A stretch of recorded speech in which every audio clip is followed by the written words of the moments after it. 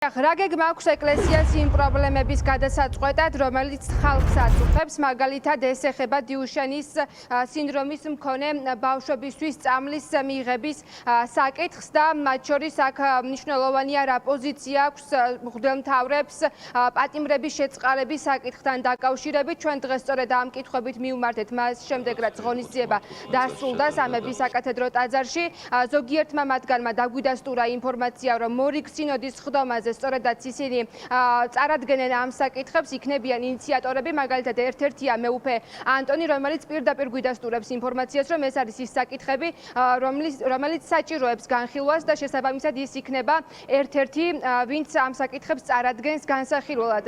ის თუ როგორ გადაწყდება, რა პოზიცია ექნება ეკლესიას, ეს უკვე გამოჩნდება სწორედ მორიგ სინოდის სხდომაზე. საინტერესოა იქნება თუ არა ეკლესიას შუამავალი ხელისუფლებისადმი, რომ შეიწყალონ პოლიტიკური პატიმრები.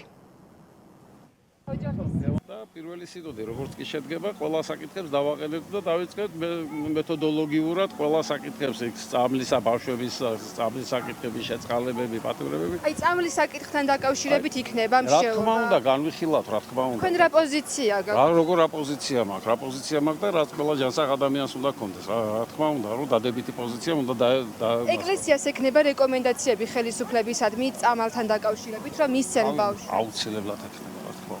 თქვენ ყოველ შემთხვევაში ამ საკითხს დააყენებთ წმინდა სინოდზე როგორც ჩანს. რა თქმა უნდა, თავისთავად დადგება და მეც რო არ დავაყენო, ყველანი მობილიზებული ვარ, რომ ეს საკითხები განვიხილო.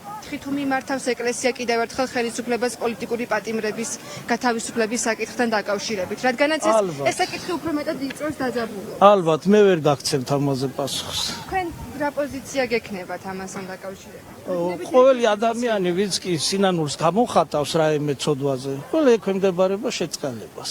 მე მოკლედ ამას გეტყოდით. მეუფეო, თუ მიმართავს ეკლესია კიდევ ერთხელ ხელისუფლებას პოლიტიკური პატიმრების გათავისუფლების საკითხთან დაკავშირებით. ჩემი შუამდგომლობა საკმარისია. დაგველოდეთ და შეხედავთ რა, დაგველოდეთ ხა ახალი პატრიარქოს დაგველოდეთ. მე ღრმად ვარ დარწმუნებული, რომ ადამიანი, რომელიც მორწმუნე ხდება, ის მაქსიმუმს გააკეთებს თავის პოზიციაზე. რა პოზიციაზეც იმყოფება, ხელისუფალი იქნება ეს თუ ეკლესიის იერარქია, რომ მაქსიმალურად თუ რამე პრობლემაა და უამრავი პრობლემაა ქვეყანაში მოგეხსენებათ, რომ ეს პრობლემები აღმოიფხვრას. ასე რომ მთელი პრობლემა გარდა იმისა, რაც გარეგნულად არსებობს, სიდუხჭირე, თქვათ, ზოგ შემთხვევაში თქვათ, რომ არ ყოფნის რესურსი და ასე შემდეგ, გარდა ამისა არსებობს ჩვენი შინაგანი სიჯანსაღე. თუ ქრისტიანები გავხდებით ყველანი, ნელ-ნელა ეს ყველა პრობლემა მოგვარდება. მე დავდივარ პატიმრებთან, ვინც ითხოვს. არა აქვს მნიშვნელობა ჩემთვის რა პოლიტიკური ორიენტაციის არის და რა ჩაუდენია, რა დანაშაული აქვს, საერთოდ არ აქვს მნიშვნელობა. მე რო ხა მოგიყვეთი, როგორ ხალხთან მოიწევს შესვლა საპატიმროში, გული გაგისკდება. ასე რომ მე ყველასთან დავდივარ და ჩვენ ამას ვაკეთებ და დანარჩენი ჩემი საქმე აღარ არის, იმიტომ რომ უკვე პოლიტიკა არის.